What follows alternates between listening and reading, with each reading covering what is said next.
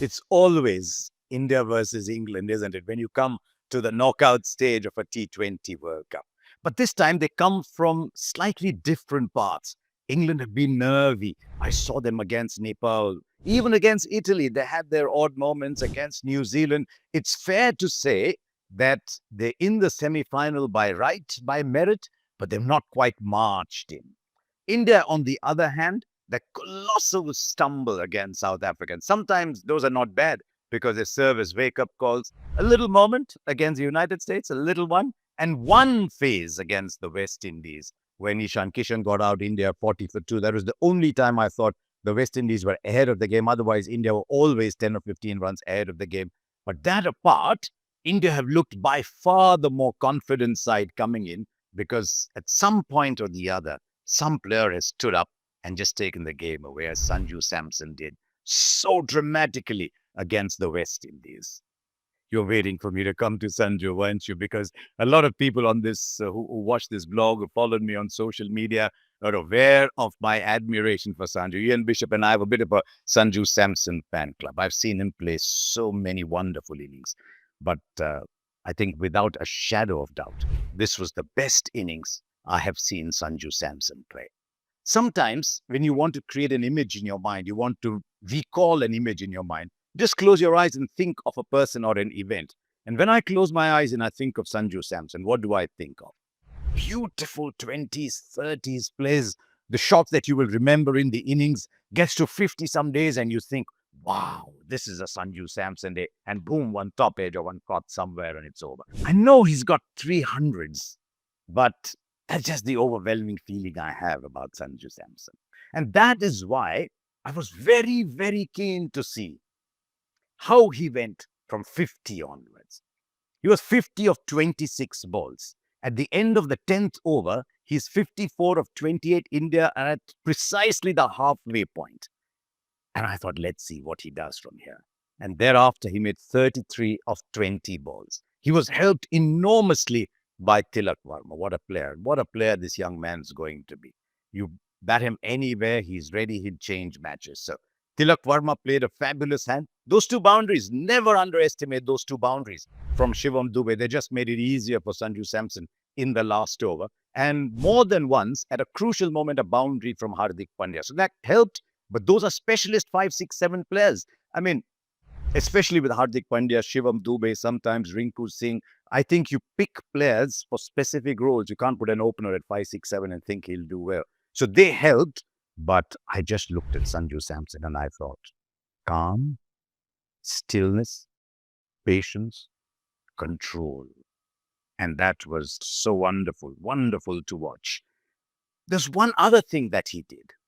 He took the biggest strength of the West Indies out of the game. The dew might have helped a little bit, but the biggest strength in that West Indies team was the 4 overs from Akhil Hussain and the 4 overs from Gudakesh Moti. And in the past, it's been an issue with Sanju Samson sometimes. The left arm overline, pitching leg, hitting off. You've seen those sometimes. But I love the way he negated the threat of those two left arm spinners. It was fabulous. I know him reasonably well. And he's almost a philosopher, thinks very deeply about the game. He's come into this tournament very well prepared. He said, this is how I'm going to play. There was a talk of him batting very deep and whether that was coming in the way of his weight being back rather than coming forward. But he said, no, in the middle of a tournament, I'm not going to change it. I'm going to back my preparation and it's come good.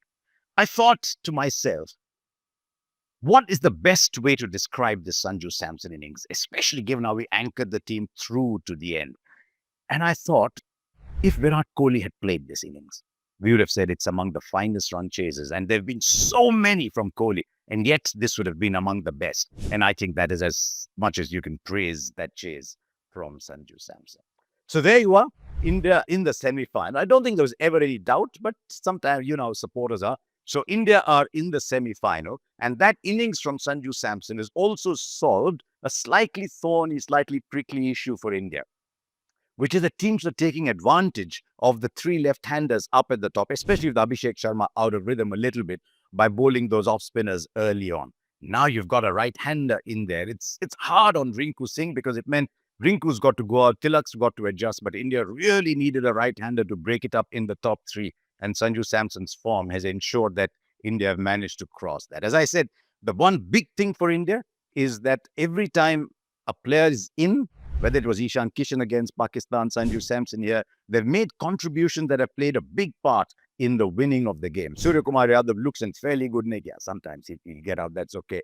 So the batting, I think, is pretty much looking after itself, except for Abhishek. And I'll be very honest, what worries me even more about Abhishek is that he's dropping catches. You can't be a young man and be dropping catches like that.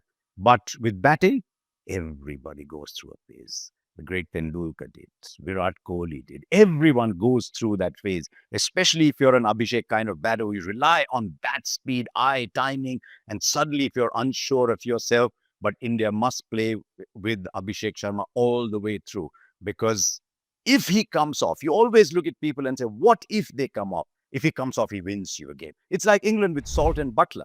They will continue with Salt and Butler as they must. India must stay with Abhishek Sharma because there's still that factor in the opposition's mind. What if he comes off? So the batting is pretty good. I'm a little concerned by two things. I think there's still an enormous over-reliance on Jasprit Bumrah, to the extent that he's got to bowl whenever the opposition's strength is and not when his strength is. And you could say there's everything that Bumrah does is a strength. But the slightly worrisome thing is that Varun Chakravarti is now gone for about 40 in the last 3 games. He's a big part of that India attack. And Arshdeep has had the odd good game, the odd bad game, a little iffy. That was a 12-over bank for India. And for India to go through and win it, those 12 overs must count. And then you get Hardik and Akshar filling in. I'd have loved to say Dubey filling in, but his bowling doesn't inspire too much confidence at the moment. He's in brilliant batting form. And the fielding.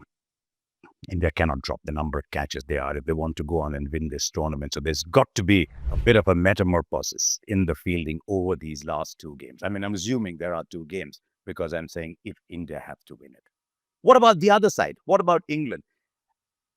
Much like India, which is because of that relative weakness in the bowling, a chasing side, so too is England, because I think, especially now that Rehan has come, and I don't know if they'll continue with him in Mumbai, the batting is fairly deep, fairly good, but the bowling relies so much on Jofra Archer. And look, Jofra Archer bowls a power play, primarily 2, sometimes 3 overs in the power play. When he comes back at the end, his economy rate is way too high for a bowler of his skill.